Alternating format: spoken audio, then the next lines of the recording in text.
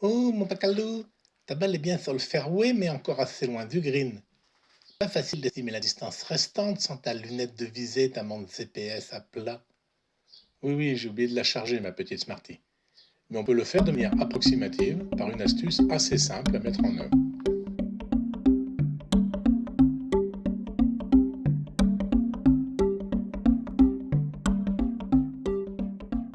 Alors allons-y. Plantons un tee à quelques pas vers la droite, par exemple 20 pas, et imaginons le croisement de la hauteur de la balle vers la ligne du tee au trou et inversement. Ces hauteurs se croisent en un point. Plaçons-y un deuxième tee. Nommons la balle A, les tees B et C, et nommons T le trou là-bas au loin. Et enfin, appelons A', C' et T' les pieds des hauteurs du triangle TAC. On voit que les triangles AT'B et TT'C sont semblables, car ils ont leurs côtés perpendiculaires 2 à 2. A' et TT', AB et TC, et T'B et T'C. Comme ces triangles sont semblables, leurs côtés sont proportionnels 2 à 2. Et en particulier, AT' que divise T'B est égal à TT' que divise T'C. Et on a donc la formule TT' égale AT' fois T'C que divise T'B. Alors il est facile maintenant de mesurer les distances en pas, à peu près 1 mètre, entre AT', T'C et T'B. Dans mon exemple, AT' égale 13 pas, T'C égale 7 pas, et T'B égale 1 pas. Donc, AT, qui est à peu près égal à TT', est égal à 13 fois 7 sur 1, c'est 91 pas, le trou étant environ 91 mètres.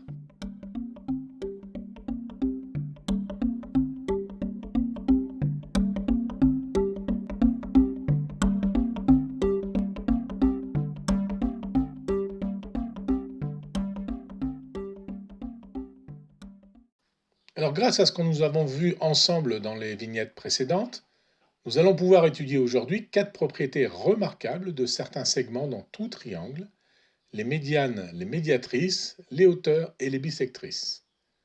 Tous ces segments, par 3, sont concurrents. Alors concurrents, cela veut dire que ces segments passent tous par un même point. Par exemple, les 3 médianes se coupent au même point qu'on appelle le centre de gravité du triangle, et la même chose pour les 3 autres types de segments. Mais auparavant, établissons un théorème très intéressant qui s'appelle le théorème de Jean de Ceva. Ce théorème de Ceva dit que si x, y et z sont des points respectifs des côtés BC, AC et AB d'un triangle ABC quelconque, alors les segments AX, BY et CZ sont concurrents si et seulement si BX que divise XC multiplié par CY que divise YA multiplié par AZ que divise ZB est égal à 1. Alors la démonstration est facile, elle n'utilise que des calculs de surface de triangle.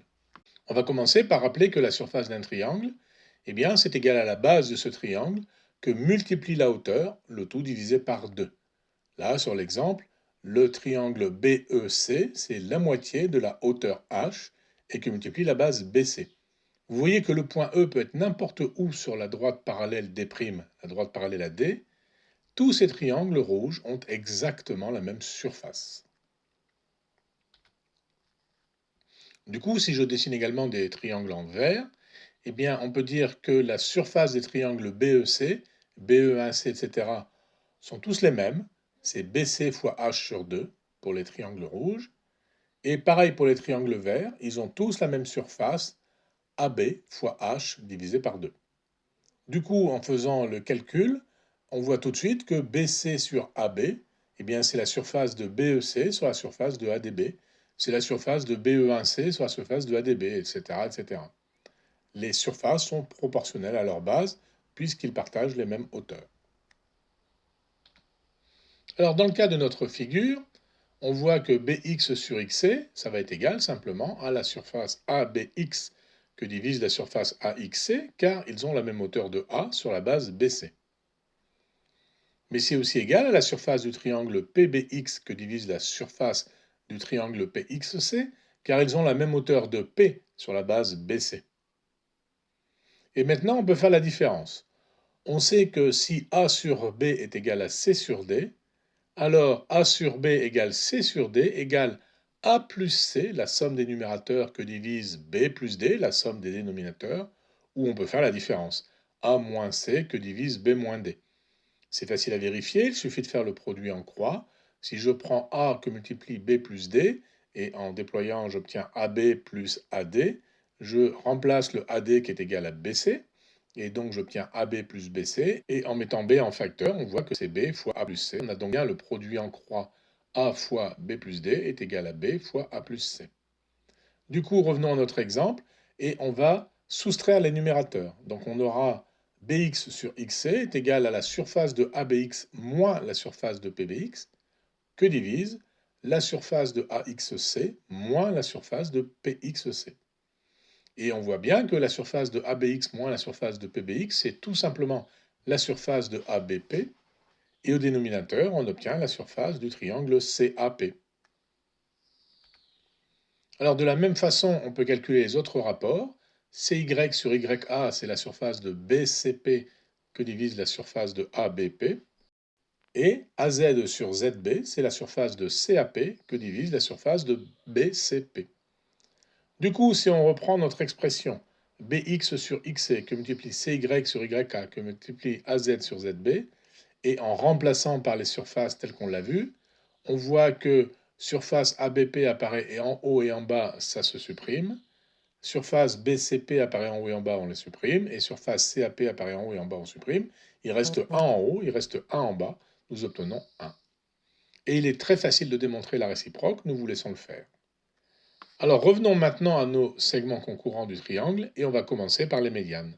Et donc rappel du théorème, dans tout triangle, les médianes sont concurrentes en un point appelé centre de gravité du triangle et par convention, généralement, on le note G. Alors rappelons que les médianes sont les trois segments qui partent d'un sommet vers le milieu du côté opposé. Et là, il suffit d'appliquer directement la réciproque du théorème de Seva, car si x, y et z sont les milieux des côtés BC, AC et AB, on voit immédiatement que comme BX égale XC, les deux premiers se suppriment.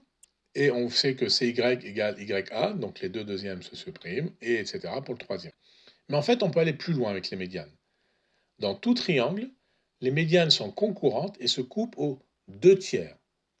AG est égal à 2 tiers de AX, BG est égal à 2 tiers de BY, et CG est égal à 2 tiers de CZ. Alors là encore, on va utiliser les surfaces. En effet, on sait que la surface GBX est égale à la surface GCX, car ils ont la même base, car BX égale XC, X est le milieu de BC, et ils ont la même hauteur de G sur BC. Donc j'appelle petit x ces deux surfaces. Je peux faire la même chose pour nommer Y ces deux nouvelles surfaces, puis Z les deux dernières surfaces. Mais on sait que ABX et ACX ont exactement la même surface, car ils ont la même base BX égale XC et la même hauteur de A sur BC. On a donc x plus z est égal à x plus y. Et donc x plus 2z égale x plus 2y, et en simplifiant les x de chaque côté, 2z égale 2y, c'est-à-dire z égale y. Et c'est extrêmement facile de démontrer de la même façon que y égale x, et on a donc x égale y égale z. Mais alors du coup, la surface du triangle GAC est égale à 2x, et la surface du triangle GXC étant égale à x, avec ces triangles qui ont la même hauteur de C sur AX, cela veut dire que leurs bases sont proportionnelles. Et donc GA est égal à 2 fois GX, ou autrement dit, GA égale 2 tiers de AX. Deuxième théorème, dans tout triangle, les médiatrices sont concurrentes en un point généralement noté O, car en fait c'est le centre du cercle circonscrit. Alors d'abord, on va rappeler que les médiatrices sont les droites perpendiculaires qui passent par le milieu de chaque côté. Donc on va appeler X, comme sur la figure, le milieu de BC. Donc les points qui sont sur la médiatrice de BC sont équidistants de B et de C, comme nous l'avons étudié dans une précédente vignette. De la même façon, les points sur la médiatrice de AB, celle qui passe par le milieu Z, sont équidistants de A et de B. Donc le point O, là où se coupent ces deux médiatrices, eh bien, il est équidistant de B, de C et de A. Et du coup, O est équidistant de A et de C. Il est donc aussi sur la troisième médiatrice, celle de AC passant par Y. Et ce point O, comme il est équidistant de B et de C et de A, il est simplement le centre du cercle qui passe par les trois sommets du triangle. C'est pour ça qu'on appelle ce cercle le cercle circonscrit, qui passe par les trois sommets du triangle. Troisième théorème, dans tout triangle, les hauteurs sont concurrentes en un point qu'on appelle l'orthocentre du triangle. Alors traçons notre triangle ABC et ses trois hauteurs AX, BY et CZ. Traçons maintenant les droites parallèles aux trois côtés, passant par les sommets opposés. Elles se croisent en A', B' et C', comme sur le schéma. Alors on voit tout de suite que C'ACB est un parallélogramme, car ses côtés sont parallèles 2 à 2. Et donc AC' est égal à BC. On peut faire la même chose avec le parallélogramme AB'CB, et donc AB' égale BC. Comme AC' égale BC et AB' égale BC, eh bien AC' égale AB', ce qui veut dire que A est exactement le milieu du segment C'B'.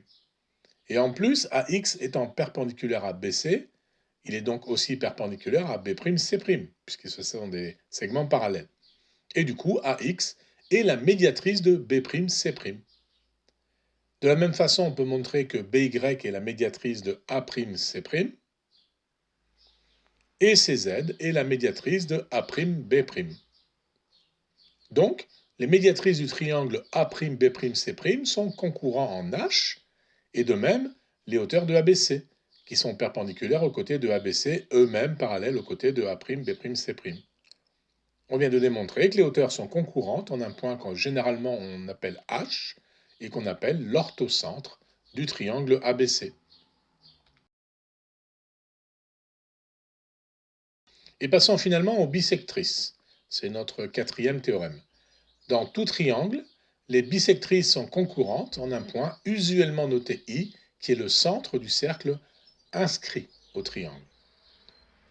Alors commençons par construire les bisectrices du triangle ABC, en A qui coupe le côté opposé en X, en B qui coupe le côté opposé en Y, et enfin en C qui coupe le côté opposé en Z. On sait que la bisectrice en A est le lieu des points équidistants des droites AC et AB. On a vu ça dans une précédente vignette. De la même façon, la bisectrice en B est le lieu des points équidistants des droites BC et AB. On peut donc dire que le point I à l'intersection de ces deux bisectrices est équidistant des trois côtés du triangle ABC. Et donc il en est ainsi également pour la dernière bisectrice, celle qui part de l'angle C. Eh bien ce cercle-là, qui passe par les trois côtés du triangle ABC, on appelle ça le cercle inscrit, qu'on note I généralement, et ce cercle est tangent à chaque côté du triangle. En effet, le point I est égal distance des trois côtés, et il forme un angle droit au point de contact X, Y et Z.